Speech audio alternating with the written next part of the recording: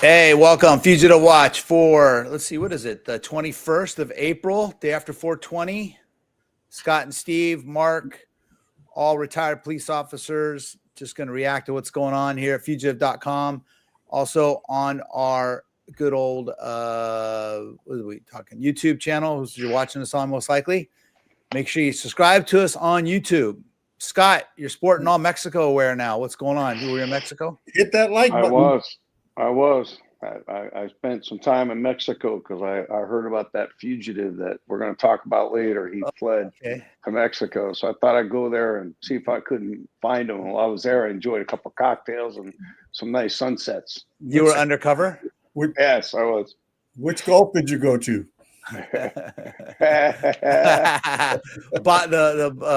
Baja California. Gulf of California, right? The Gulf of California. Hey, you were down. You were telling me how you thought you didn't realize Tijuana was so big. I didn't. I guess I've only been there, as a border town crossing the border. I didn't realize what a huge friggin' city that is. They got a lot of people there. That thing, it's not that border town gets a bad rep because of that. It's bigger than San Diego. Yeah, it's huge. Yeah, it's pretty big. A lot of time there in the 80s and 90s. I used to go there a lot when in my teens. I used to, my buddies and I used to go there all the time. Yeah, the Calle Revolucion and go to the. You're saying your coyote buddies? You and your coyote buddies? What? yeah, coyote. Always came back with some extra friends. My favorite place for carnitas Uruapan. They finally went out of business. It was great food there. Yeah, all right, fun. Hey, if you're watching us, make sure you sign in on the comments there on Facebook or YouTube. Make sure you hit the like button. Please subscribe. We come on every Monday night, generally at 7 o'clock, and then Scott cuts them down into shorter versions, and you can see them on our YouTube channel and then on Instagram also at Fugitive Watch and Facebook. All right. So the title of this show is called "Oh Kristi," and so the head of Homeland Security had her purse stolen with maybe $3,000 in it, her security cards, like to get her in the building, I guess, I don't know, and a bunch of other stuff. Let's watch a quick story here about it, and then we can discuss. Okay. All right. A major security breach for DHS Secretary Kristi Noem. I said Homeland Security, DHS, Department of Homeland Security. You're right. Okay. Department confirming that her bag, which had $3,000 cash inside, was stolen while she was eating Easter dinner at a D.C. restaurant last night. NBC Homeland Security correspondent Julie Ainsley is following this story for us. What do we know about what happened here?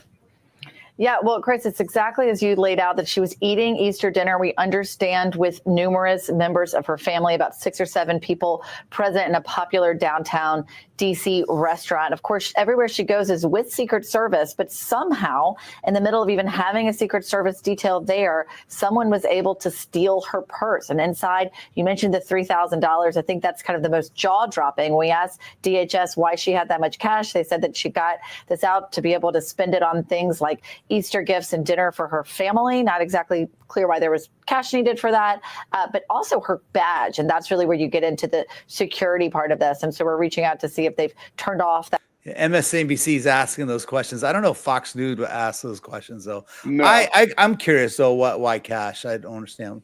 Get a credit card, right? And Badge, because of course they can use those to access buildings or even electronics in some cases. Now, Arya Michelle Sandor was in a unique position today at the White House Easter egg roll to be able to ask Kristi Noem about this as soon as it happens. Take a listen.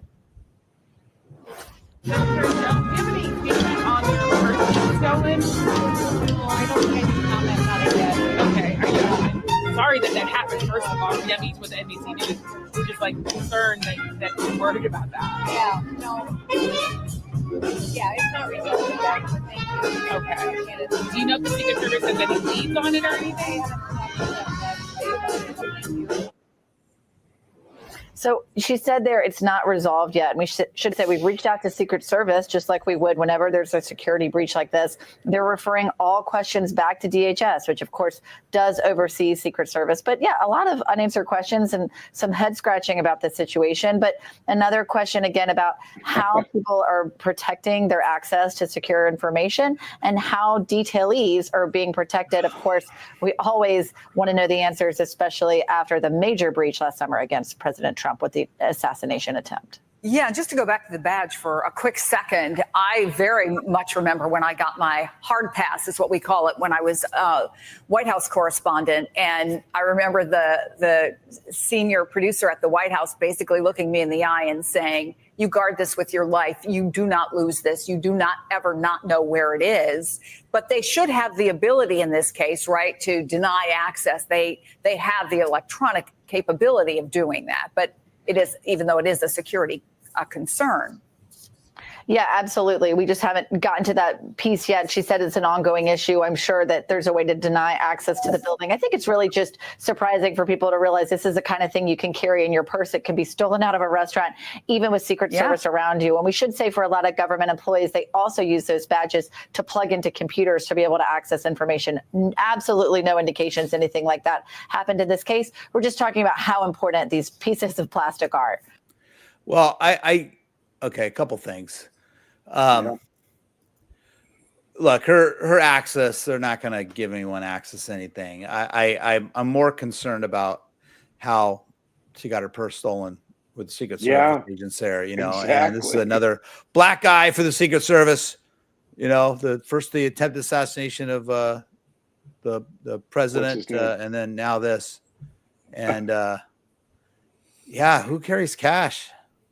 Yeah, well, the cartel. And who carries their passport? $3,000 in cash and your passport to go to a restaurant. Does the director of Homeland Security need her passport? I mean, I know we all kind of are scared of that these days. Carmen just went to Mexico and back. Yeah, but do you think she was the one that literally wouldn't need it? Anyway, look, you know, but she doesn't look like somebody that has to carry her papers or passport. So it's kind of a funny story. And I guess that's why we're going with it. You know, I guess one of my questions, I don't want to be a conspiracy. Eastside Tony says he carries Bitcoin. I don't want to be a conspiracy theorist here or anything, but do you think maybe she just lost it?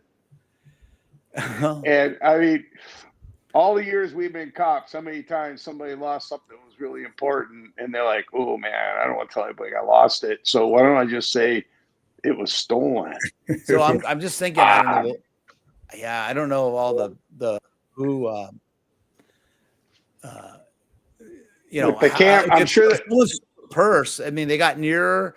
Was it someone posed as an employee? How do you get close to the director of Homeland Security when you have bodyguards there? I mean, I have friends that work in executive protection around Palo Alto and stuff like that. They don't let anyone get close to these people, you know, and they're not the director of the Homeland Security. They're probably, you know, billionaires, but they're not. But still, the director of Homeland Security, right? I mean, it was Secret Service. Yeah, not only that, but I tried to find an official press release from the Washington, D.C. Metro PD, Secret Service websites, the Homeland Security websites. Nobody has put out any press release with suspect description. Steve, you see Eastside Tony said? Steve, look what Eastside Tony just said. Oh, yeah. I knew it. Yeah, we knew he's a crook, cocaine addict, right? Referring press to the Secret Service, referring them to the Homeland Security referring them to Metro PD. Yeah, I don't know. The whole thing just sounds good. I mean, come on, her whole purse is missing, and they list a bunch of the contents in the purse. So either the whole purse was taken, which would be really difficult in a restaurant, or she went to the restroom and left it in the restroom and forgot about it. You know? Yeah. I don't know. Were there dog's ashes in there? Yeah. Yeah. Okay. We're just having fun with this, you know. We hope they catch the guy who stole her purse. I'm curious. I want to know how it happened. Yeah. Now, this is another Secret Service, man. You guys are law enforcement. You know, we back you, but you know, come on. You gotta. What happened here? Yeah. What's going on? let's find. Let's get some surveillance video. Let's get the suspect description or something going on here. It's guys. Besides Fugitive Watch, this is also the East Side Tony show here on Monday nights. He'll be here all week. Try the veal. So. Yeah. Right. Don't forget to tip your waitresses. Don't forget to tip your exactly. All right, let's move along here. We're just gonna roll right through these, and we missed last week because Scott was in Mexico. I was. So, all right, we got latest Sacramento deputies firing after shoving woman from the jail. What's going on? Let's watch the video, and we'll talk about it here in a second. What's come of it? Pushed onto the street, a Sacramento County deputy now out of a job. Your reporter covering Sacramento County, Madison Keevy, has that son's plea for change. Madison. Well, the woman's son says his mother suffers from mental illness and at times doesn't know where she is. Last October, the night she was taken to jail, he says it was likely for trespassing because she was lost. He says he hopes his mother's injuries are a lesson for law enforcement to help, not hurt. Have a good night. Body cam video from last October captures the moment a Sacramento County Sheriff's deputy pushes a 71-year-old woman to the ground, releasing her from custody. Thank you. Okay. Have a good night. You'll be okay. When you saw the videos, what went through your mind as her son? To throw an old lady out like that in front of your colleagues, Yeah, guys, I'm sorry. That's the first time I've seen this. I'm not cool with this at all. No, I don't even. Is there another side to this that I'm missing? No, and basically they're just gonna. If you watch the whole video, it's just gonna keep showing it. It's just gonna keep getting you even more pissed. A lot of questions like I asked Steve in our comments. I was reading some of the comments people were leaving. They all had the same question we had. All those guys all those officers that were there, I didn't see one of them run out and go check to see if she was okay. But I understand the one that did the pushing definitely apparently got fired. I don't know what the punishment were for it, but see, they all just turn around and walk back in. And no matter what she may have done, I don't know if there was some incident where she said something. You got to be bigger than that. You have to be able to treat everybody as fairly as possible. So, are they firing the guard? Yeah, apparently. He's already been terminated. Yeah. And now they're looking at charges. Yeah, the case has been turned over to the prosecutor, the DA's office, to see who's going to be prosecuted. Mark, I when my father was still alive, he was suffering from Alzheimer's, and I had to take him through metal detectors at a courthouse one time because we had to take care of some paperwork at a courthouse, and just if anybody's ever dealt with somebody with mental illness, and was Alzheimer's not mental illness, but it's kind of like mental illness, and one of the deputies handling the metal detector was just being just a complete jerk, he's trying to get all these people through the metal detector, and my father was getting confused, and I was really biting my tongue to tell the deputy to back off, Yeah. And because he was just really, my father was getting confused, and the deputy was just getting frustrated with him. And you can't lose your humanity. And unfortunately, there are people that get into the background process in the law enforcement, and you're a corrections officer. This is why the video surveillance and the body cameras, it's a good thing because damn well, I'm sorry, if there was no video of this, it would have been her against them. That's exactly what I said to Steve today. I go, the report, I know exactly what that report would have said. Yeah. But apparently she spent, I think it was 3 months in the hospital. How dare we talk against the blue, Steve? Yeah. But no, it's just, we all know people like that. We've all run officers that have done it, and we've all probably done things we regret, and I've said a lot of things that would have got me in trouble. That's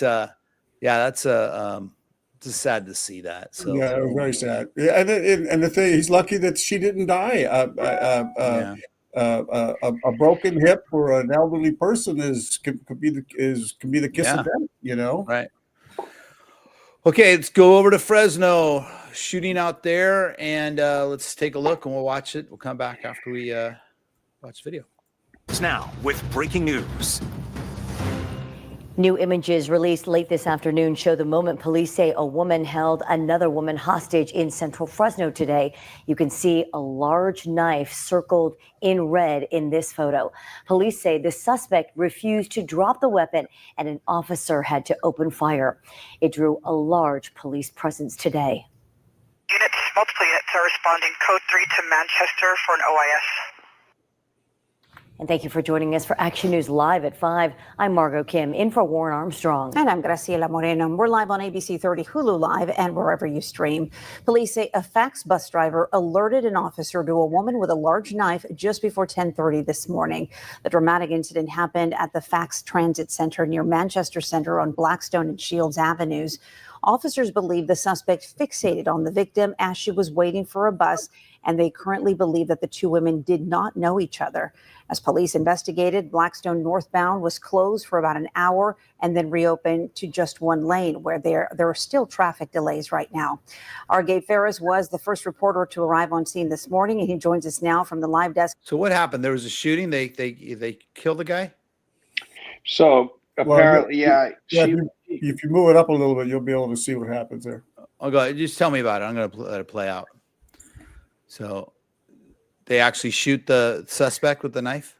Yeah. So this is another, again, it seems like every week we're showing a suspect versus, police officer with a gun with a suspect with a knife. And in this case, the officer was able to take the person out with the knife. And I think she shot her in the head, if I'm not Good mistaken, shot. Steve. Good shot. Seems justified to me. Yeah. So I want to say something real quick to the thousands of people that are viewing right now. I haven't watched these videos. I mean, Scott may have watched them all, or Steve may have watched them all. I haven't watched any. So I am giving you guys my honest reaction.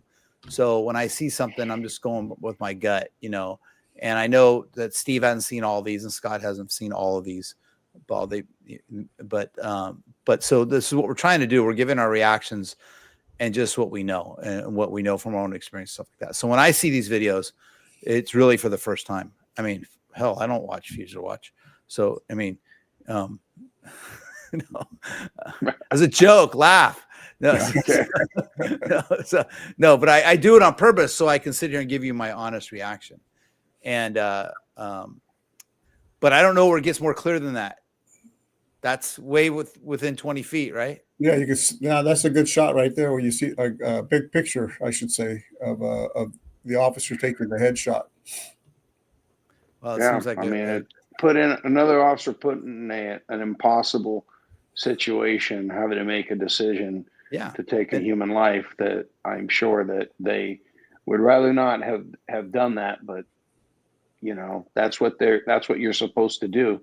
And there was a victim and a suspect, and the suspect had to go. And it's a big risk to the officer, Scott, Mark, because I don't know how you are, but I would get a little nervous, trying to make it, and if he had hit the victim, they'd fry him. If he had missed and hit somebody, 2 or 3 blocks down the road, they'd fry the officer. Yeah. How often you go back to the range, you haven't shot for a while, and you go to the range and maybe your first group is a little bit to the left or to the right, it takes you right because you're maybe you a little heavy on the trigger, you jerk it and your shots go to the right. So if you're aiming for the head and you go, it's just, you gotta practice, do what you're doing. Yeah, exactly. Right. Hey, Scott. So I think we found the case of you in Mexico. So you can tell us how this went down. We're following the capture of the man who fled to Mexico after leading a week-long manhunt in Delano. Eyewitness News reporter Jasmine Knox joins us now in studio to talk about the very latest. Jasmine. It's been months since inmate Cesar Hernandez has been on the run, but after his recent encounter with Mexico's police unit, his days of being a free man are over. U.S. Marshal Service tells Eyewitness News Cesar Hernandez, who escaped from Delano custody, was arrested yesterday in East Tijuana by Mexico State Investigation Agency. This is video of Hernandez in Good job, custody Scott. from Punto Norte. According to Punto Norte, the arrest took place in a home where he was caught lying down shirtless and nowhere to escape. There were no reports of gunshots or anyone harmed. This arrest comes just 9 days after he allegedly shot and killed Mexico Police Commander Abigail Esparza Reyes during an arrest in a Barcelona residential neighborhood in Tijuana. U.S. Marshal Service tells us they were in the area when the shooting took place, but was not involved. They rendered aid to Commander Reyes before she succumbed to her injuries. Before the manhunt began, Cesar Hernandez was sentenced to 80 years to life back in 2019 for murder in Los Angeles County. During a prison transfer to Delano in December 2024, he escaped police custody. Wow. Hernandez. Yeah, he went to Mexico. So I want to break something up. If you go to our website, either the website, Instagram, Facebook, you're going to see all these fugitives we've been posting, a lot of them that are wanted, and mostly for some sort of for murder, attempted murder, etc. And the one thing I found in common was I noticed a lot of them, not all of them, but probably about 60-75% of them wanted for murder, and they were given bail. And I'm like, okay, they were given bail, and then they fled to Mexico. So I know we hear on the news a lot about all these murderers and killers coming here, but it seems like we're sending a lot of our murderers and a lot of our guys that are fleeing into Mexico. In this situation, we're not sending our best and our brightest. No. So in this situation, I mean, this guy, I guess, he gets across, he escapes custody here, and then he escapes custody again when he's in Tijuana, and then it turns into a foot chase, and the poor, the commander, the officer was killed. And so it's, but it's interesting. If you want to go to our website and check out and look at all of our fugitives, at least a lot of the current ones.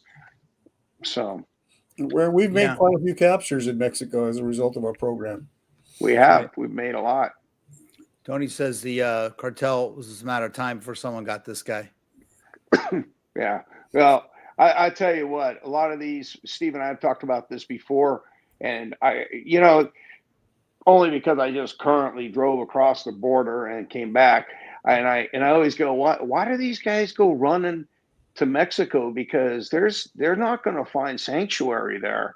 And I go, and I didn't realize you could just drive on in.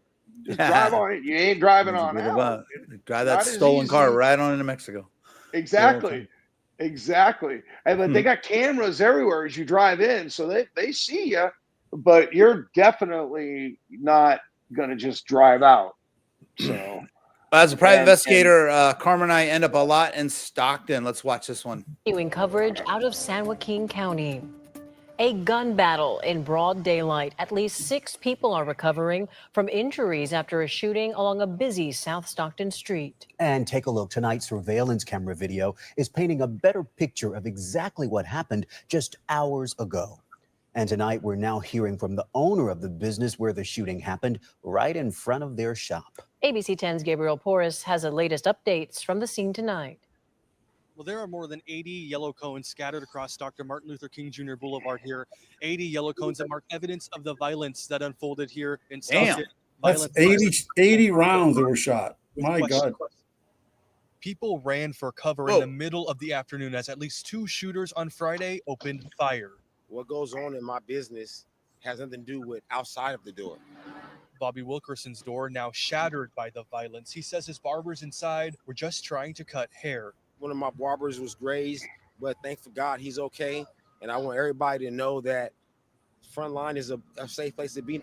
But at 2 p.m. Friday, that safety suddenly stopped at the sidewalk. Officers responded to the 500 block of West ML County report of a shooting. The officers arrived on scene. They learned that 3 male victims had been struck by gunfire and they were getting transported to an area hospital. Officers also learned that 3 more victims arrived at an area hospital, suffered from gunshot wounds. They're all expected to survive. Police say the victims range in age from 19. 18 to 48 years old. They believe the violence was targeted. I try my best to help everyone, even the people that's outside the shop that maybe this situation was for, because this was a very, very violent situation. What started for some as a daylight prayer for protection, now a community's prayer for healing. I want everyone to pray for the people that's involved, pray for the victims that got shot, and pray for the young people that don't have a way. And we are hearing from community leaders tonight. The nonprofit Advanced Peace Stockton, which usually works with gang and gun violence in the South Side area, says they do have volunteers on the ground who are trying to mediate any tensions and any possible further eruptions. In Stockton, Gabriel Porras, ABC 10. Steve, are there outstanding? If you have, are there still outstanding suspects in that? Yeah, the suspects are outstanding. Yeah, they need help getting them identified. So if anybody has any information, send us a tip at tips@fugitive.com. I wanted to ask you guys. I was texting. You remember the owner of the dog that was kicked? Yeah, those girls both pled not guilty. So we're gonna try to get them on next week. Hey, I think we should go to that Frontline barbershop and we should all get our haircuts there, and we'll do Fugitive Watch from that barbershop. We'll do a live stream right there, right? There's no doubt he would welcome us. I think he would. Yeah, I feel bad for him because that's his business, and he's like, man, come on, man. I mean, I don't need that kind of negative stuff. Yeah, I don't. And that was a wild shootout, man. And I like the one guy right behind he's just like, okay, this is serious, but I'm going to stay right here because I'm a little bit protected, but I'm still going to watch, right? Because the shots are going this way, right? And we're going that way. So yeah, I'm sure business is tough enough as it is for the poor guy, and then they get publicity like this, and then he's going to say, "Well, I want everybody to know that my business is safe." Well, I don't think so. Yeah, people just got shot in front of your. Well, business. We're going to go to. It happened in front of his. He made it clear it happened in front of his business. They weren't with his patron. And the people Come on, Steve. We're going to go in there getting their haircut. Fugitive Watch live from Frontline Barbershop, Stockton. Yeah. Stockton have their problems. One good thing is that fortunately they got one of our better officers to become their police chief. Stanley McFadden is an awesome guy. I worked with him. So I know a family once that took their kids out there for a soccer tournament one summer or fall on a weekend. They came out from the peninsula, pretty well off area. And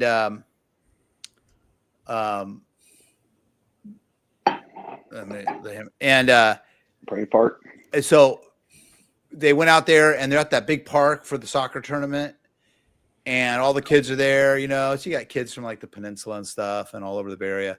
They're not, they grow up in really nice areas, and all of a sudden there's some gang shooting happening in the middle of the games. These two guys are chasing one another, just shooting at each other. One guy shooting the other guy, and then all these kids and their parents are all scattering, and they all fled. They all fled the soccer field, the park there, and just left. Everyone just left, right? Because they didn't know what to do, and it's like, can you imagine?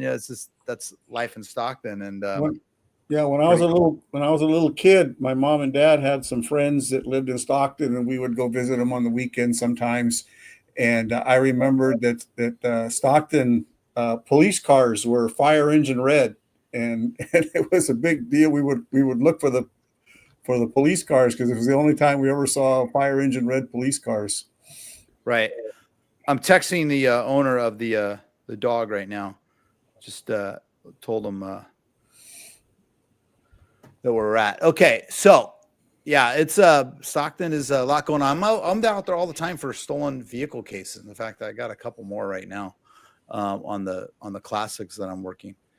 But okay, let's see what we got here. Good old Oakland, my town. Lived there for many years. I love it very much. Oaktown. All right, let's go back to Oakland now. Let's hit it. Oakland are looking for a man seen on surveillance video assaulting a customer at a market in Oakland's Chinatown. KTVU's Amber Lee spoke with that market owner who says crime and theft are frequent problems. One key supermarket in Oakland, Chinatown is filled with workers and shoppers 7 days a week. Owner Shirley Liu tells me a violent assault on a worker and a customer has shaken her and her staff. The worker feel not safe. On Thursday morning around 9:45, a worker tells a man who was walking into the store to check in his bag.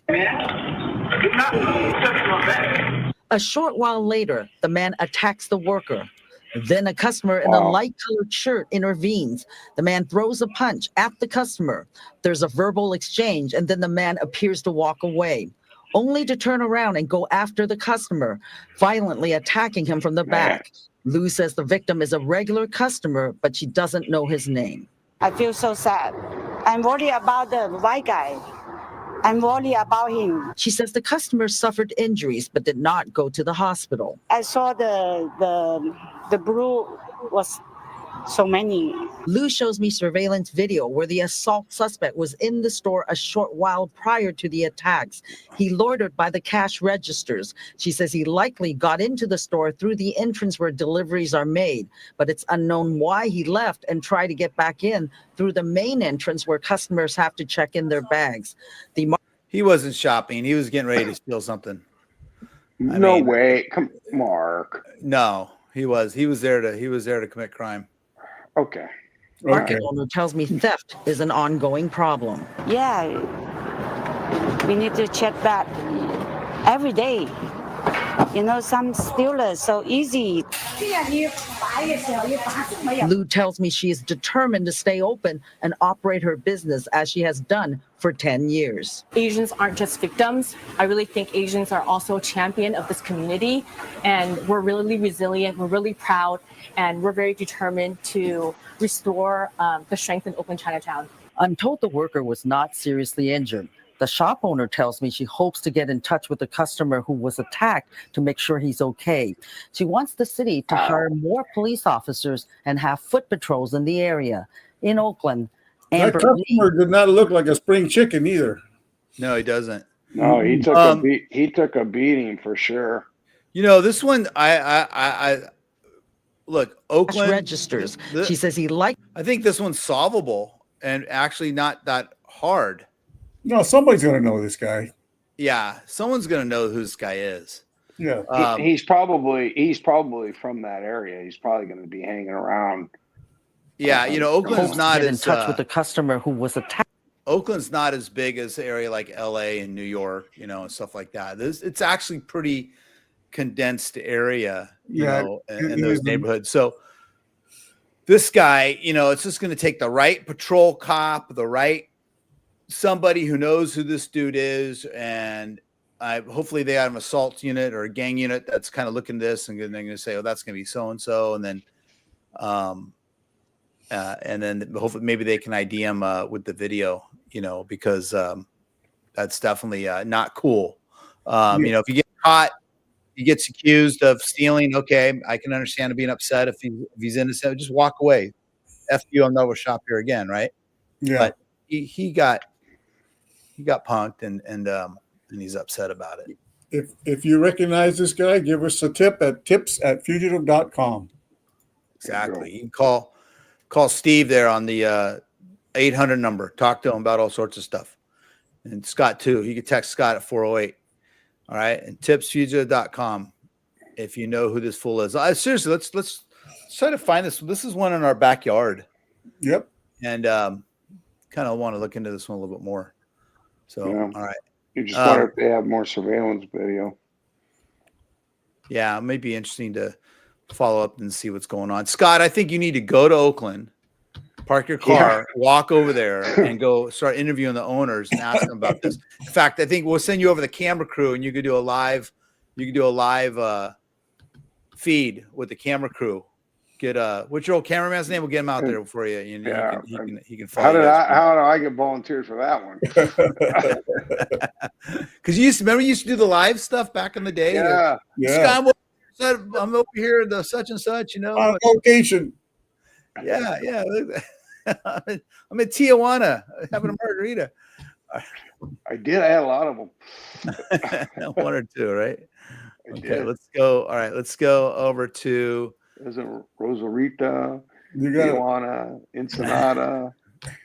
Fun time. Oh, we got also another attack. This is a Fresno worker who is actually fighting for his life here. On the person accused of critically injuring the 56-year-old worker. CBS 47 Sydney Charles is standing by live outside the Fresno County District Attorney's office with the latest on the investigation. Sydney.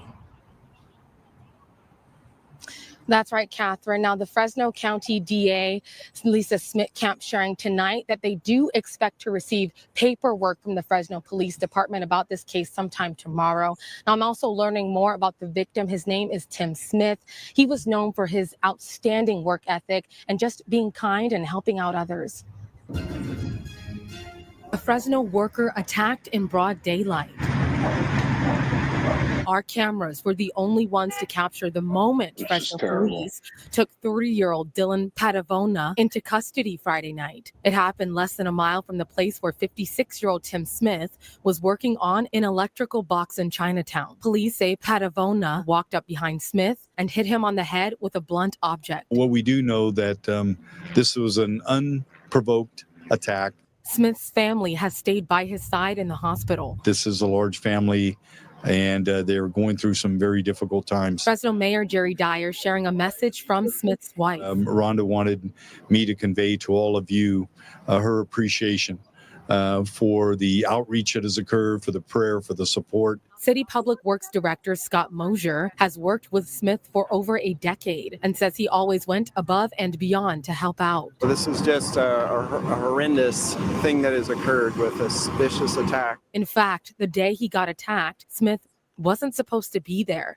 because Fridays are his normal days off. He had volunteered for an overtime shift on this Friday and was always known for getting the job done. The man police say is responsible has a lengthy criminal history, including assault on police officers, resisting arrest, trespassing, and vandalism. Fresno County District Attorney Lisa Smith-Camp says her office will be prosecuting Padavona to the fullest extent of the law. We'll be looking at charges ranging from assault with a deadly causing great bodily injury, which has enhancements, all the way to potentially attempted murder. They didn't show it. We have it. This was censored, Mark. You don't show the actual assault. If you go to our Instagram page, you can actually see the it was brutal to watch. It's very it's very brutal to watch. I mean, he literally walked up behind the guy and just cold cocks him with whatever that is, and the guy just goes back. I mean, it was like. It was and it was terrible. For our live stream, it's not it's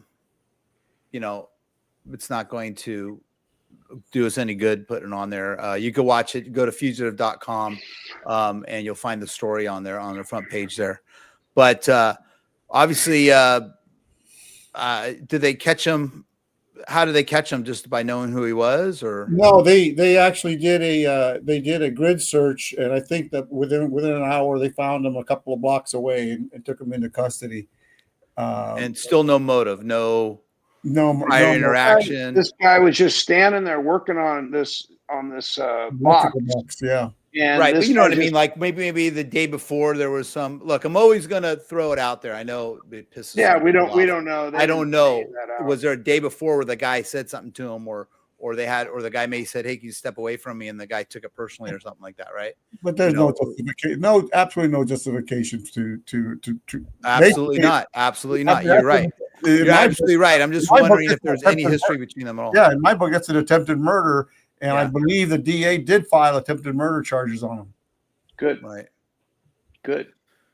Yeah, because I went to the county jail inmate search, and I looked up the charges that he's booked under, and one of the charges is attempted murder.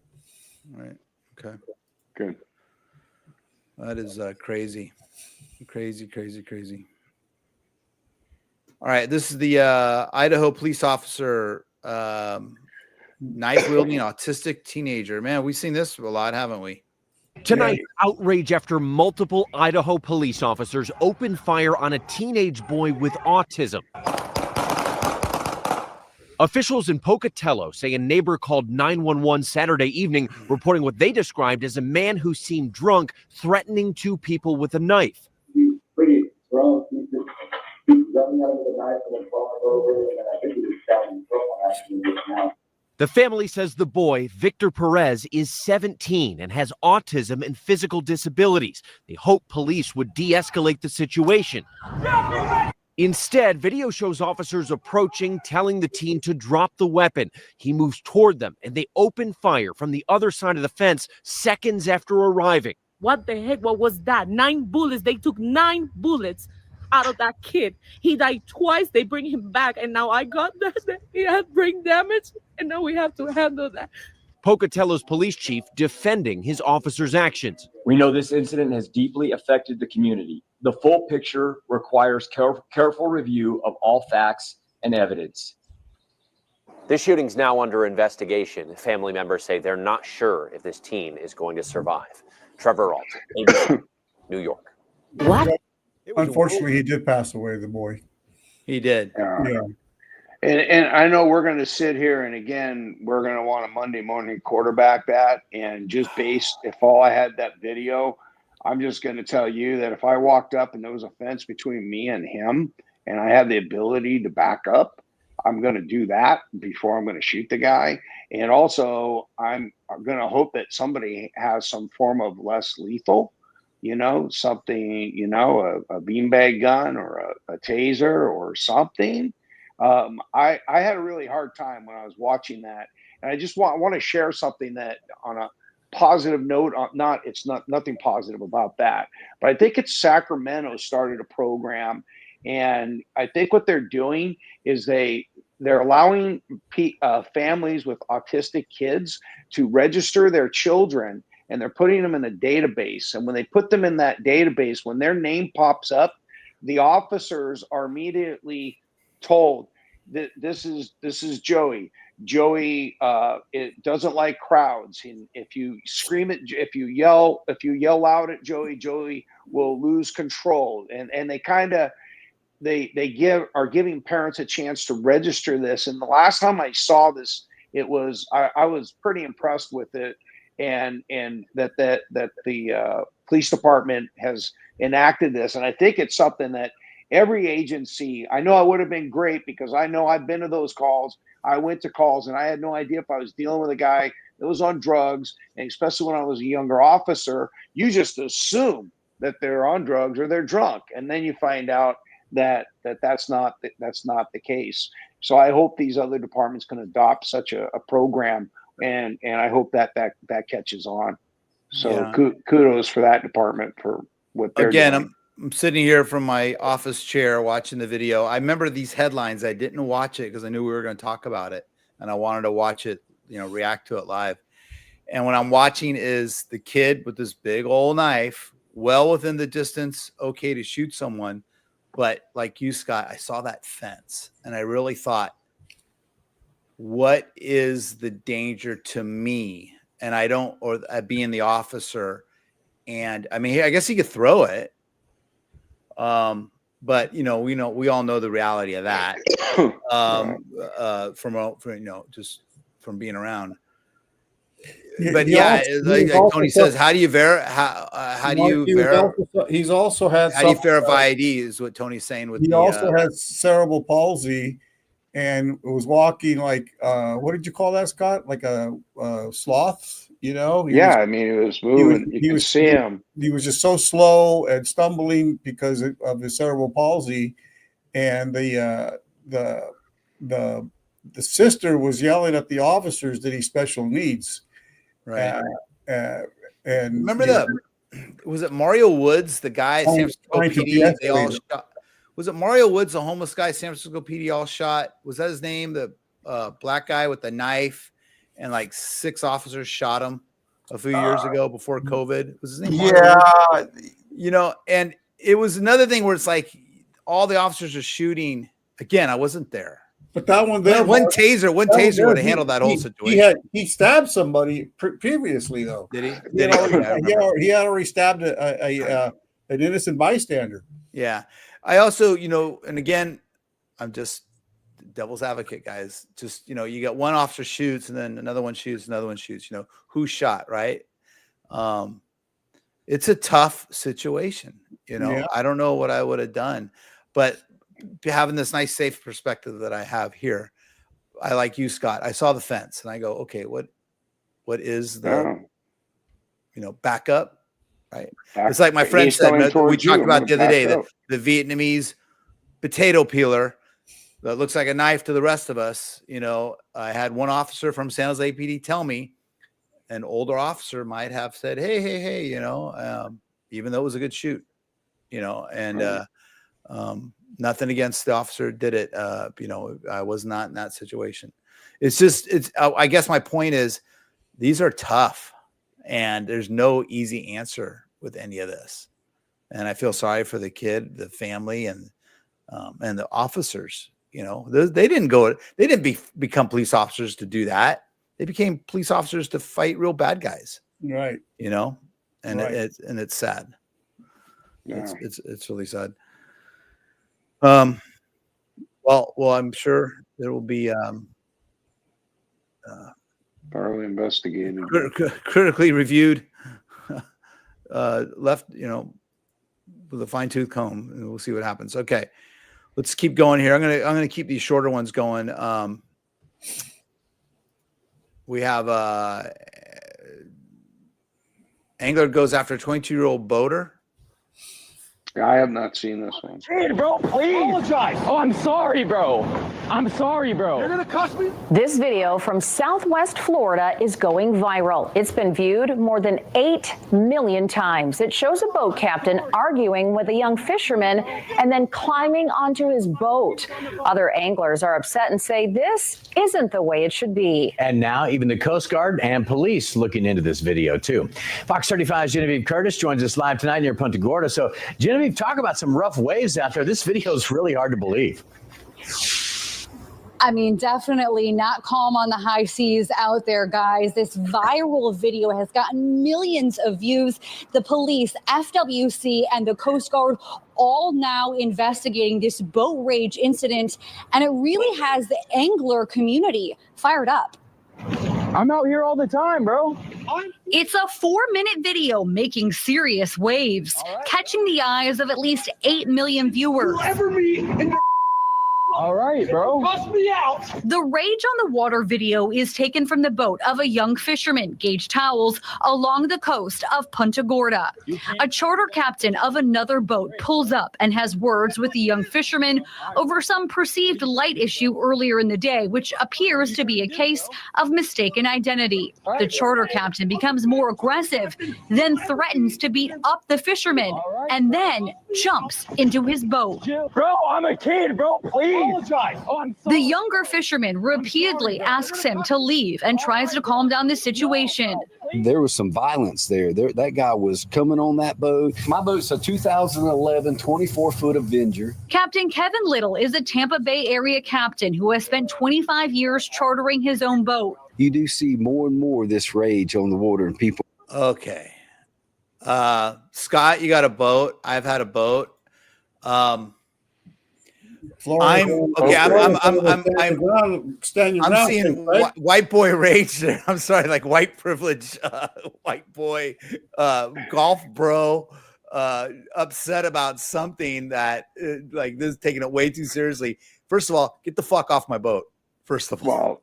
Right? Yeah, I still don't understand. I guess the charter guy is pissed off, maybe because that's an area he brings people to go fishing, and he was unhappy, or he perceived something this guy did. And as a boater, I mean, I've been pretty pissed off the way some people don't know how to boat. It's a problem. But the one thing is, the last thing you're going to do is pull up alongside and friggin', jump on somebody else's boat and then not think that that's not going to end. That's not going to end well. He was like, I'm a kid. Now, I've seen situations where people use that to their advantage to bait people and stuff like that. I don't know what happened here. Again, I'm watching the video raw for the first time. Yeah. I don't understand justify getting on the other guy's boat. I don't see any reason why that had to happen. Well, I tell you what, if somebody jumped on my boat, you know, as far as I'm concerned, that means, you know, throw a Bud Light at him. all Bam! Yeah, Coors stand your ground. Bud Light, come on, bro. Too, you know, he's lucky that legally, according to the Punta Gorda Police Department, that is considered burglary, and the kid could have been justifiably shot the guy. Well, I normally do carry a gun when I'm on my boat, so it would not have ended well for that gentleman. I'm sorry, I don't know. It's a scream golf bro, fishing bro to me, man. I laugh. I remember one time, I'm not a big golfer, but I went out on the golf course with a group of guys, and some guy accused me, some total golf dude accused me of hitting his ball or something like that, you know, and it was not, you know, but I remember like, dude, fucking chill out. It was some casual, you know, best ball game we were playing or something like that, you know.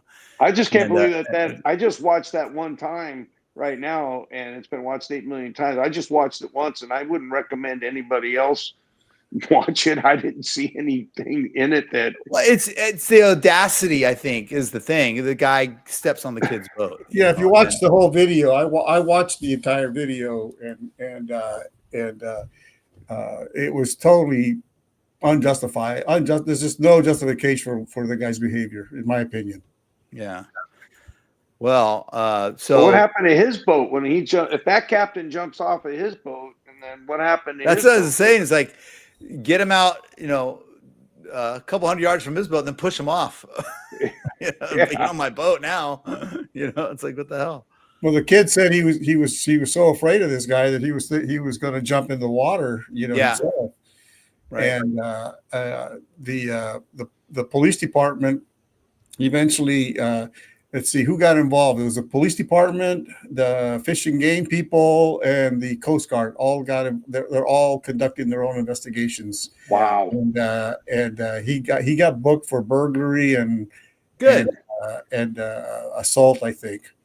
Good. I like this. Yeah. I want to hear his side. I want to hear what he has to say. Yeah. What was his problem? Yeah. Maybe he's going to apologize. And apparently, I guess there's other boat captains that charter people out to go fishing, and they're all upset because all these people are canceling their reservations because they think they're associated to this guy, and they don't. And he says he's totally crashed the whole local charter fishing economy there.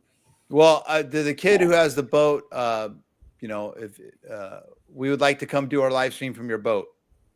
Yeah, man, here we go again. Now that one I'll do. Yeah, you do the Stockton one too, man. You do it. We'll hire security. We'll hire security to go with us. All right, let's go. We'll go to Fresno. This is actually, I'm sorry, Sacramento. We actually have a wanted suspect. Go figure, fugitive watch, huh? All right, here we go.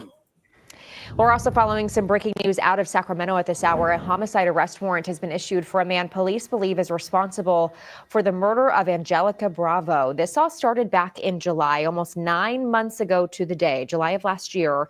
Officers responding to a report of a medical aid call on Didcot Circle. Angelica Bravo was found dead that day, and her 2 children both missing, as well as the children's father, Cameron Lee, who at the time was a person of interest but not a suspect.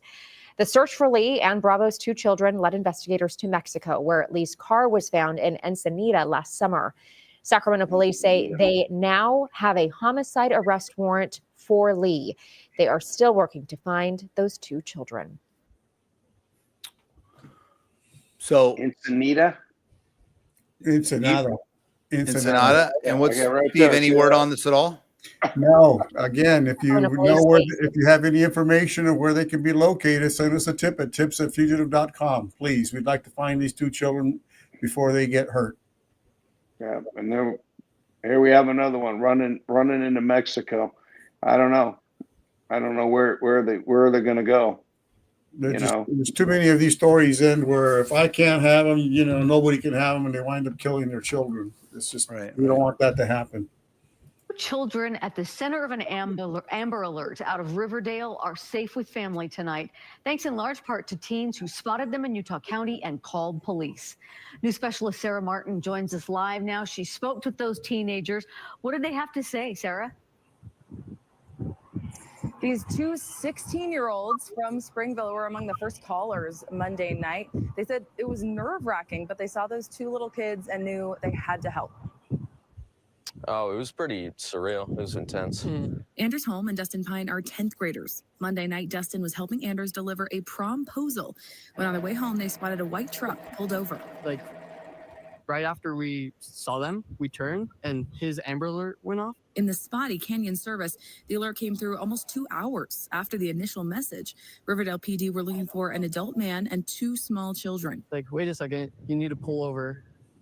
That, I need to reread that because they looked like it. The boys drove away to find cell service, then called police. I think we found the people from the Amber Alert and we just described where they were. I didn't want the kids to get hurt, so I was like, we have to do something. Their second call was to Anders' mom, Heather. We're like, are you sure? And you know, we're like, go call the police. And they're like, we already did. So we were really proud of them for doing that. Police arrived minutes later and arrested the suspect. Oh, just trust your gut for sure. If you see something weird, you got to report it.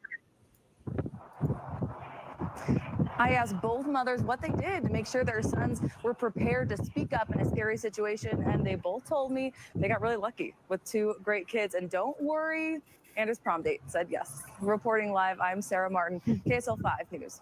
Well, that is remarkable that they were able to take.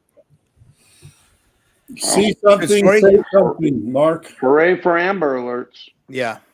No, really good. That's a good good outcome there for that. Get involved. See something, say something, you know. All right, listen, got something serious I really want to talk about, kind of personal, but look, guys, we really want you guys to buy this. It's the Steve Ferdine doll. Steve, I went through your your Facebook profile, and I love your photos, your old school photos, and you know, this is you back in the day. What do you think this was, about 84, 85? What do you think? What are we looking at here? I don't know. My God, that looks like a Hanna-Barbera cartoon. It looks awesome, man. Steve Ferdine, police officer. And look, man, it's not just you. Okay, I actually, no. I actually did one of myself back in the task force, and then also current day with my cat as a private investigator. You know, oh, look at that one. Momo. Get the Momo with sidekick Momo. So my call sign at Radiff was Momo, and there's a story behind that. And then later on, I named my cat Momo. So we're all having a lot of fun with this create a doll with Chat GPT. And Eastside Tony said he got pulled over by that guy. Yeah, I wouldn't doubt it. Yeah, exactly. See, Steve, they remember you. You know? So yeah. So if you haven't figured out, there's a lot of YouTube videos on how to do this, so you guys can have a lot of fun with it. So, all right. Let's see what else we got. I got a little distracted there. So you scared me with your little. I gotta share something with you. I was trying to set it up. I'm doing everything. To make it all happen as I'm talking. I'm moving screens around and all that stuff. So yeah. You know, I've been at this for a while. Okay, let's go. Let's get over to.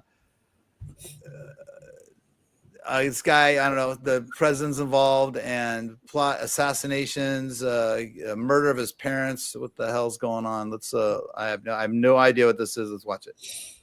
Wisconsin teen Nikita Cassap is currently being held on a $1 million bond. The 17-year-old is accused of murdering his mother and stepfather inside their Waukesha home back in February and stealing their car and leaving with the family dog. The Waukesha County Sheriff's Department says they found the bodies of 51-year-old Donald Mayer and 35-year-old Tatiana Cassap on March 1st during a welfare check. The body was appeared to have been deceased for some time, was unable to definitively identify who it was. Law enforcement eventually arresting Cassap during a traffic stop in Kansas 2 weeks later, saying they found a handgun, pried open safe, jewelry, and $14,000 cash inside the vehicle, as well as documents on his phone calling for the assassination of the President of the United States in order to foment a political revolution. Officials go on to claim Cassap killed his parents as part of an effort to obtain the financial means and autonomy necessary to carry out his plan.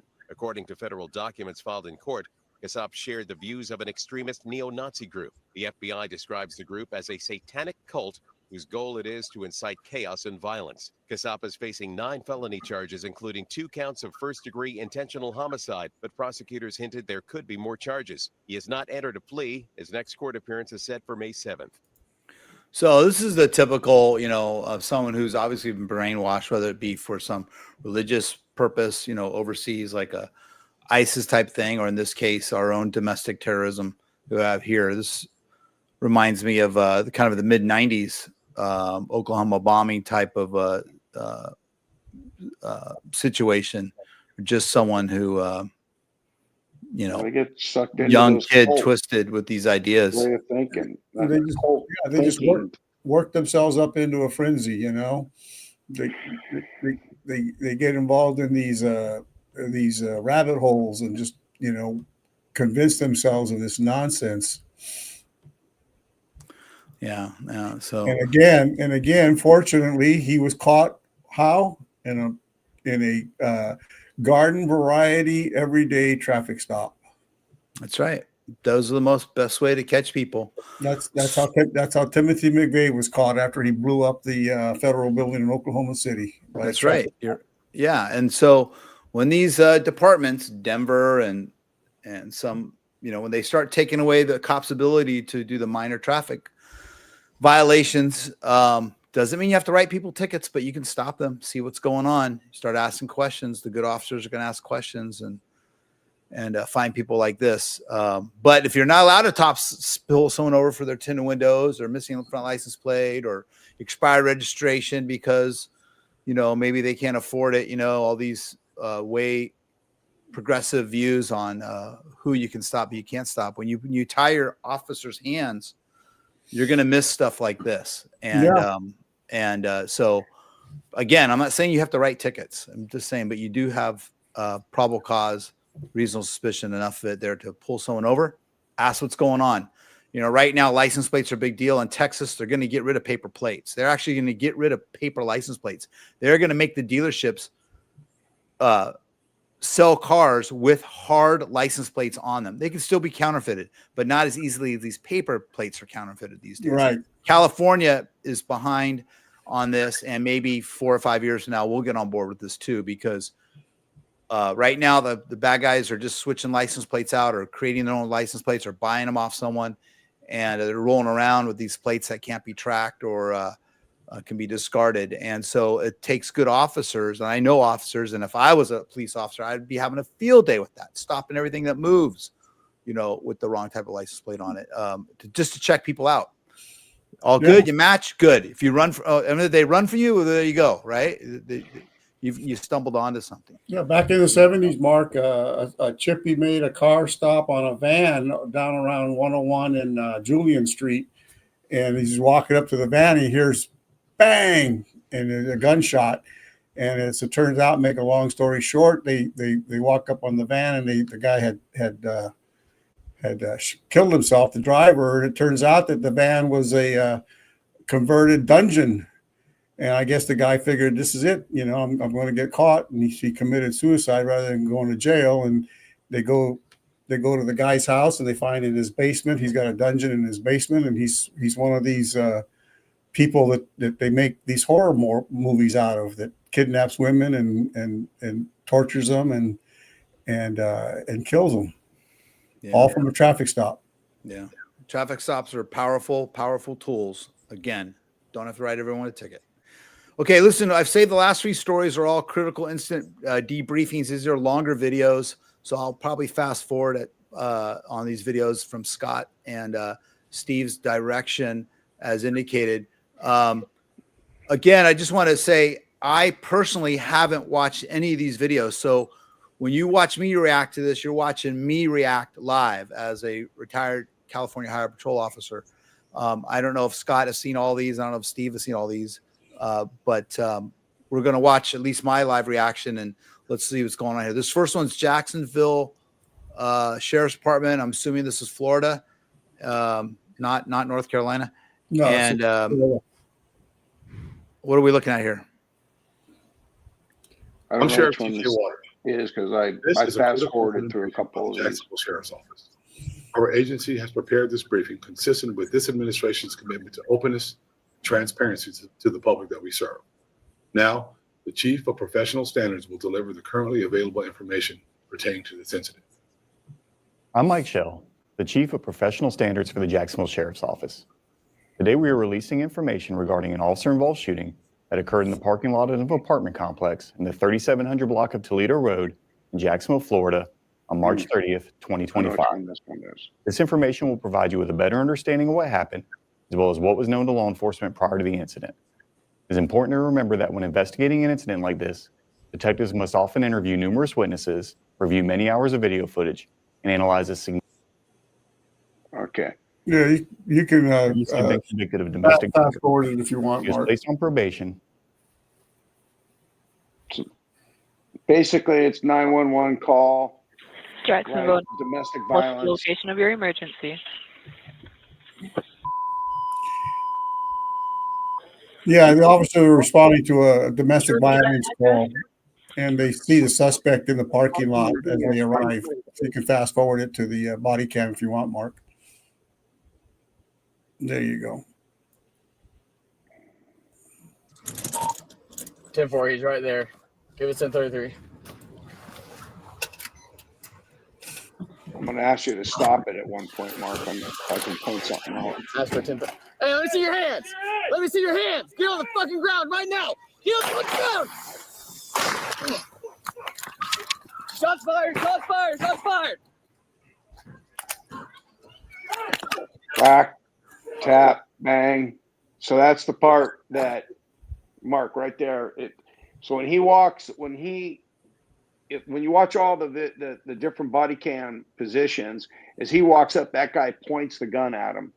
He takes a couple of shots at him, and his gun malfunctions right in the middle of the firefight. The officer runs off to the side, and of course, his training kicked in. Rack, tap, bang. Right, you got to make sure that the magazine's seated. Make sure that he doesn't have a stovepipe or something in there, but he right away runs over the corner. But that had to be oh crap, my gun he got I think he got 1 or 2 shots off. But he did the right thing of pulling far back out of behind cover so he can deal with that issue. Yeah, the other officers are covered. There's not much he can do there with his gun jammed like that. No, and there's a ton of camera angles, and there's cops everywhere, and the crossfire. The crossfire. I was watching the crossfire.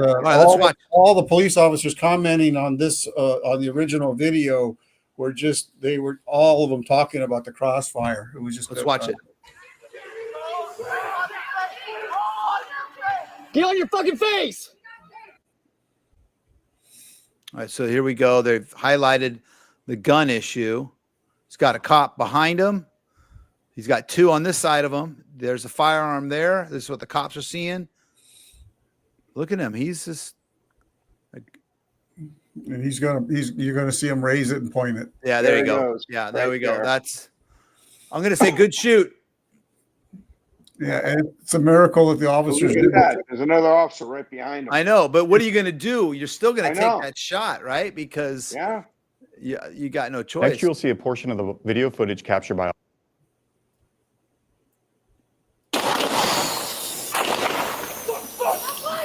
Shots fired.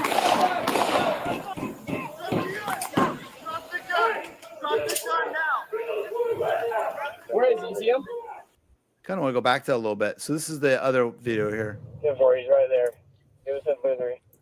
A lot of police officers were criticizing the fact that the officer had a Glock. A Glock? A Glock pistol, yeah. The one that jammed. Shots fired.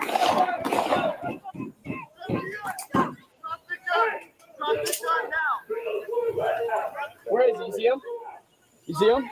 Yep, right here. Let's go. I will say this: watch when that officer crosses. See, he goes down, so he doesn't let the guy cross. Say that in front of again. his I muzzle. turned it down. Go ahead. Say it again, Scott. I like if you watch their tactics, they make sure when they crisscross back and forth, they make sure they're pointed down. They're safety, so they're not, their guns aren't pointed at each other. Like, see that right there? Boom. Right there. Yeah. And you know, that becomes second nature. You're trained that in the academy, you're trained that way. You always, you know, drop your gun. But you know what, Mark? You can't. There's some officers that I wouldn't trust behind me. No. And there's some officers that I would trust behind me that would do the right thing. I understand that. I think, Steve, though, my point is, since the 90s, it's become more and more ingrained that when an officer crosses in front of you, you drop your muzzle. You know, always figuring that the other officer is covering the target, the one that's crossing in front of you. And even if they do it by mistake, you know, then you got to drop because you don't want to actually shoot somebody. So I think it's gotten better. I think it's kind of more ingrained. They have it circled right there. The guy's firearms on the ground right there. Oh, I see. Yeah, on the right bottom, down below. on the bottom of the picture. Yeah. But you know, in a situation like that, also it's not uncommon. You would hear officers yelling "crossfire, crossfire." You know, they would see that and they would try to warn their fellow officers, "Hey, we have a bad situation here." Yeah, Somebody has to move. All in all, I saw a lot of really good police work there. A lot of good. I'm not criticizing them. I mean, they kept their cool, and I know that people are going to criticize him for using the F word, but I'll tell you what: when you're in that situation, you want somebody to do what you tell them to do. I have no problem saying the F word. You're going to do it. Yeah, you know, Mark. So, when I was in the academy, Mark, they taught what was, you know, you guys know what they call the levels of force, right? Yeah. And they told us from that the first level of force is your voice, and if using profanity gets the person to do what you want them to do, then you've accomplished your mission without having to go to the next level of force. It worked for my dad. Yeah. So you knew when that happened, you know, it's like, okay, we're done. We're good. But then Chief McNamara, he said no, he doesn't want them to use profanity. Oh, that's nice. Yeah. So philosophy inclined. Sorry, is that the Glock? That right away she's talking about the Glock. Yeah, I'm no expert in guns. Don't get me wrong. I didn't mean to say that, but I do hear other officers who talk about Glocks. I sold my Glock, my last one. I bought a Sig, and my son's looking at a Sig right now too. 6 hour. All right, let's move on to the next one. Where are we going here? This is Indianapolis, Indiana. All right, I'm gonna go ahead and just go right to the body cam footage. Okay. Okay. Yeah. All right. Again, I have not seen these. IMPD began issuing body-worn cameras to officers and arrives within 500 that are designed to self-activate if certain standards are met.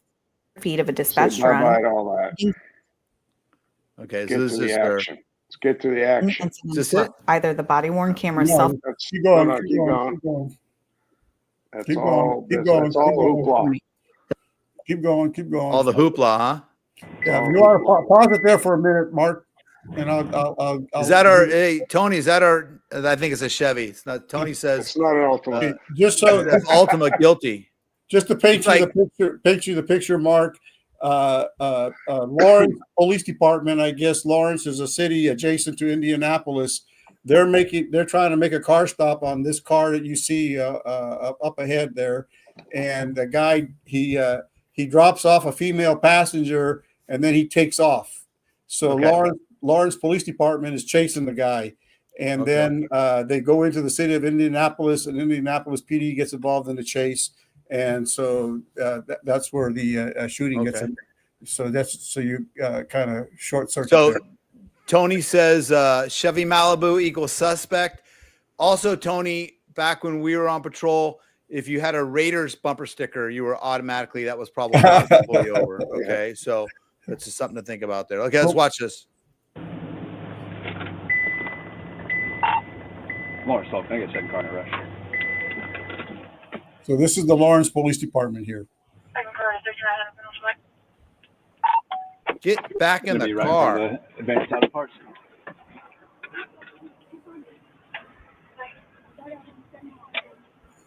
Put the car in park right fucking now, dude. You have a bad day. Put the car in park and shut it off. Okay, so I apologize. So she's getting out of the car because she's upset about something.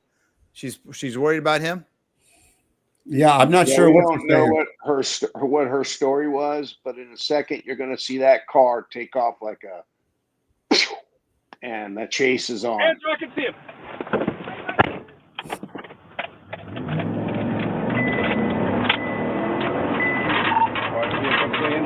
Meanwhile, she has the gun and the drugs, and she's going to run off that way. No, I'm just Actually, she doesn't have the gun. In front of the U-Haul, coming back from Single Pike. So this guy's gonna be shooting out his back window at the police officer. Black male driver, white shirt.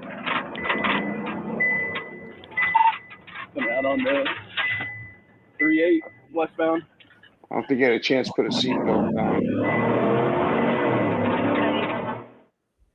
The pursuit continued westbound on 38th Street.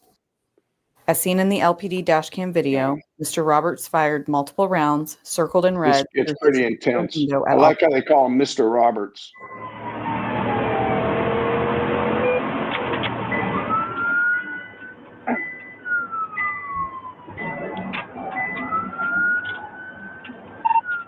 I think he just fired a round at me. He just shot out. Very calm. Shots fired. Wow. Still westbound. He's still shooting at me. You could just see the little puffs of. IMPD officers responded to assist and joined the pursuit in the area of East 38th Street and North Arlington Avenue. A public safety camera captured Mr. Roberts driving the wrong way on North Arlington at the intersection of East 34th Street with officers in pursuit.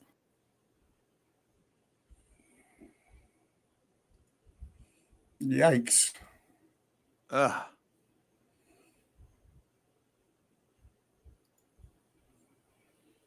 Man, look at that. See the window missing?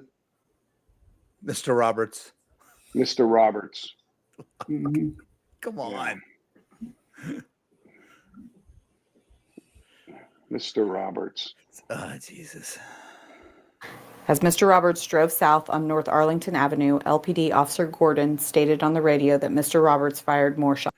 I would just be like jackwagon. At this point, I would just alleged jackwagon. I don't know. Come on. Yeah. I love it. Now look at this right here. He's driving, lights his siren. Yeah, hey. His knee.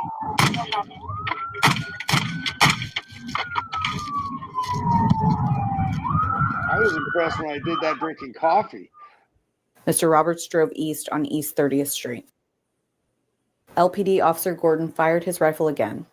Mr. Roberts came to a stop in the 6500 block where additional shots were fired. Southbound through 30th. I'm sorry, eastbound 30th.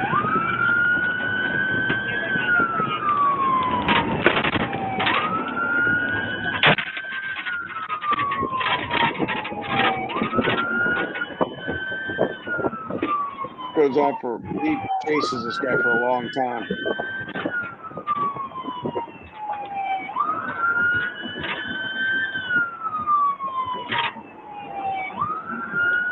Now remember, the guy's shooting at him too. He's on the wrong side of the road. Yep. But it's better the officers stay on the right side. There you go. Yeah, he can see shooting him. That's good because he could see where his shots are going. That was good because he had a solid wall behind him.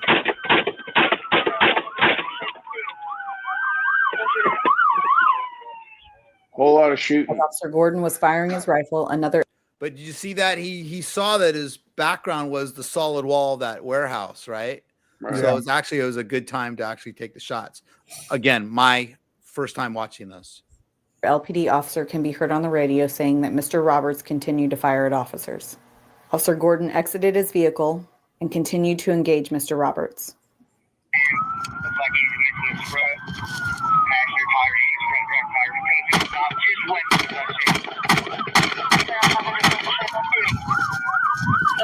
Don't worry about that hot brass dropping in your lap. Wow.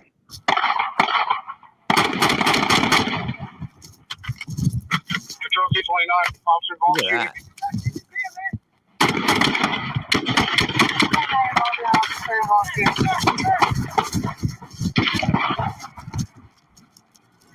I can't see him.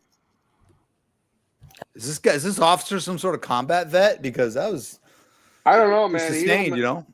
He ain't messing around. LPD Officer Augusta was Yeah, he's not messing around. the second officer to arrive on scene and also discharged his service weapon.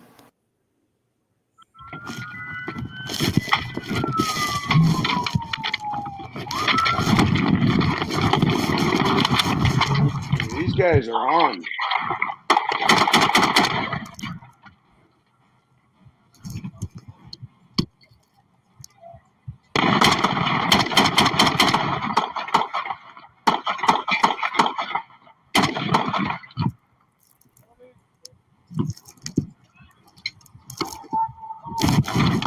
Moving up. It's a once in a lifetime event, man. Something like that.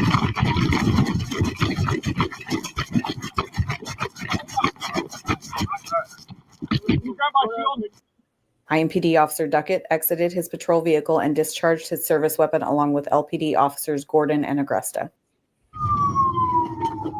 This one guy gets out with his handgun and figures I might as well throw a few rounds downrange too.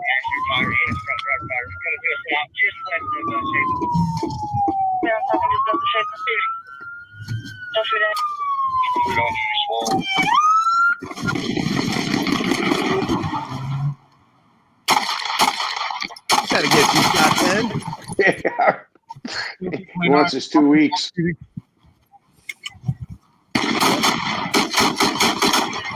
That's quite a distance to the shooting. Loading.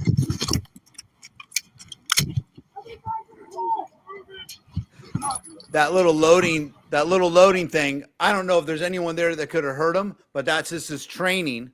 Right. Kicking in. That's what he's supposed to do. Because if he was with someone, he's got to let his partner know that he's loading. So if you need to cover, that's the time to cover. That's where the training kicks in. Moving. Yeah, you're right. He is a little far away, but again, the body camera's wide out a little bit. Yeah, the body I cameras make remember- it look wider than it is. Yeah, they did not have body cameras when I was working. Put your hands up. For several minutes, officers continued to give commands to Mr. Roberts to exit the vehicle with his hands up. An armored vehicle was used to safely approach Mr. Roberts' car, where officers found him unresponsive. Mr. Roberts was removed from the car and placed into custody. Indianapolis Emergency Medical Services personnel, already staged nearby, responded and pronounced Mr. Roberts deceased at the scene. A firearm was located near Mr. Roberts. No officers or other uninvolved citizens were physically harmed in this incident. What's up? The incident is being investigated by IMPD's Critical Incident Response Team. The following pertains to the involved IMPD officer. A separate and independent investigation will be conducted by IMPD's Internal Affairs Unit to ensure compliance with department policy. The Marion County Prosecutor's Office is being consulted throughout the investigative process. This incident will be reviewed by the Civilian Majority Use of Force Review Board. This occurs after the conclusion. This is all just. So I mean, that is That's some fancy shooting, Mark. That's fantastic. Yeah. You know, You gotta wonder. Do you go out to the range, out to the driving track, and practice shooting while you're driving? I know I used to be able to steer my car and drink my coffee, talk on the radio, and type on the computer at the same time. That's not distracted driving, but shooting out the window. I can remember rolling up on scenes and you're driving the car, and I would drive one of those Chargers. And then at the same time, you're rolling up on a big scene, and you got to grab the AR, and you're doing all that in this small little car, but also pulling that gun out of the rack. because you got to be ready, and it's tough, man. These guys are SUVs, a little more room, but wow, I mean that's amazing, and yeah, I mean getting shot at while in pursuit. Again, and when he did finally take those shots, that might have been the shots that put the car down, were the ones where he was rolling, and you can see the warehouse in the background. Yeah, back in the 70s, we had a San Jose officer who did that, but with a shotgun. He was driving with his knees and holding the shotgun and shooting through his windshield at the guy. Yeah. Some of that stuff too. That I mean, it's only if you were in that situation, all that hot brass bouncing around while you're trying to drive your car, and that stuff.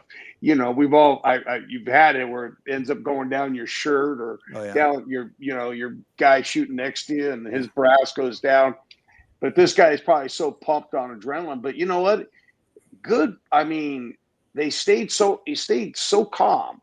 And even when he was being shot at, you have to really listen to it. Because I only watched it the one time, Mark, just to get an idea what it was about. And he was calm. You wouldn't even know he was being shot at. Scott, Tony's asking, do officers shoot slugs? Yeah, I mean, in the highway patrol, the shots were the 9 buckshot, right? I mean, I don't remember slugs that we were shooting, but I know some departments do. Does San Jose shoot slugs at all? I think McNamara took them away from us. Yeah, he took those away. We did have slugs, and then he took them away from us. Yeah, we all carried our shotguns. All had a double-aught buck in them. So Philly inclined. The woman's trying to look good and cleavage showing until hot brass gets them. Hey, so what is the background here? Do we know who this guy was? Is he a pimp, or was he just something? No, they really didn't get into it. They didn't get any information. I tried to search the press releases, etc., and I couldn't find any other background on what this guy's problem was. I think it was just your good old typical car stop, and then that girl gets out of the car, and the spidey senses, you know. We've all been there where you pull somebody over. I've had people get out of the car and then throw the car and drive. Okay. And then, now you got the car running away. You get the person running. It's like, do I chase the guy? I got to get the car. I mean, it's. We got one more to look at here. San Diego, California. I've been saving this one. I've seen the news stories on this one. I've seen the headlines, and again, I have not watched it. I'm watching this for the first time. Let's go ahead and. I'll fast forward to the good stuff. Okay. I think I did a short on this one on our YouTube site. So, officers report of a man pointing a handgun at construction workers in San Diego. Yeah, I think the guy's one of those pest guys that lives in the house and sprays for bugs. Okay, well, I think we have it now. It's going to be, he's at the corner house, Little Silver Court and Angelique. Silver, at the corner of Little Silver Court and Angelique. Looks like Adam Sandler. Yeah, it does have looks like a 1911 or semi-auto in his hand right now, pointed up towards the air. Not at us, just in the air right now. He just wants to die. And does have earmuffs on, so. Right? I mean, this looks like suicide cop to The me. subject is holding a semi. But I don't want to hurt my ears when I get shot. I don't even know if it's a suicide by cop. It just looks like a 5150 straight up. Assist and have the. What you don't see is across the street. There's like a Terminix guy or something hiding behind. That's what I. Yeah, there's a Terminix guy across the street. Right there, Orkin. He's hiding behind. You can see him hiding behind his truck. Yeah. Was he mad at the termite guy? No, he's not saying anything. North. One.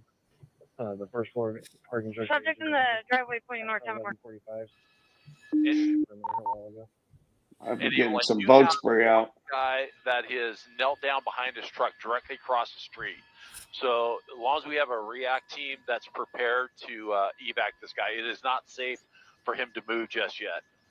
613 drop. The unit that's in the Nike store. Sorry, confirming the staging location will be 11,600 Cypress Canyon. 11,600 Cypress Canyon. Yeah. I Import. think 11600 Cypress Canyon Road. He's after the Yeah. termite guy. Let's do it. Public address system. Pest control worker climbed to the back of his work truck through a window. Okay.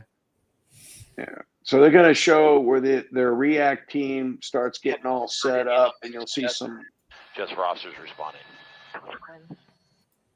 They're trying to get set up to They recognize the subject as a neighbor who lives in that house. and then he makes the mistake of pointing the gun at the officers. Were the victims of that 417 or That was his last thing he did. Able to break the air. He is moving. He's walking westbound right now to the corner. The reported male with the No. I went for the corner. That's Don't it. do that. Pointing the gun at the react team.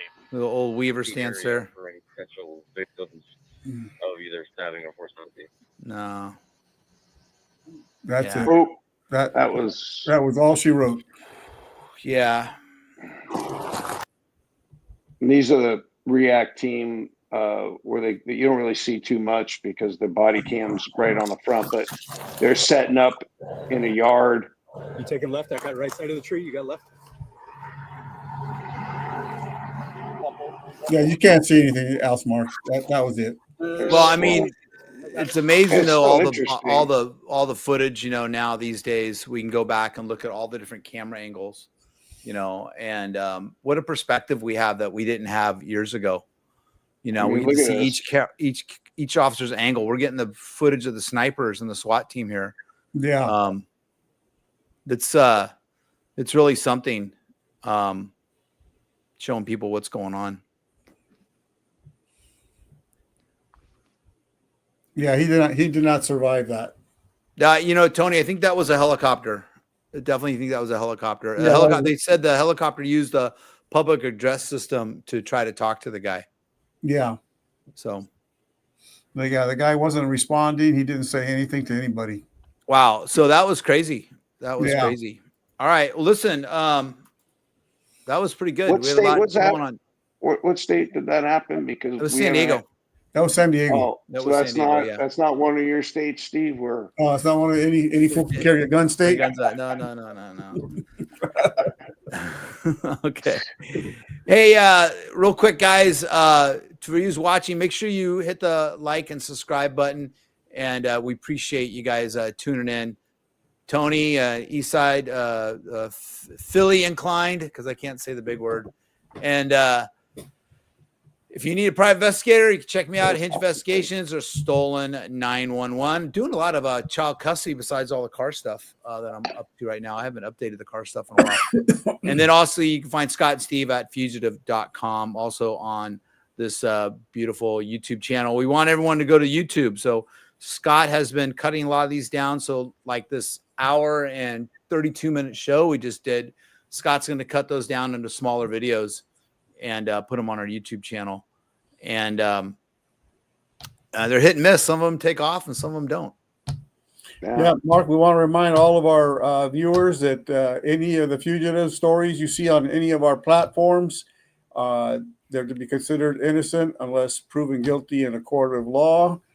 And do not make any attempt to arrest, apprehend, or detain any of these people if you recognize them. Law enforcement may consider them to be extremely dangerous.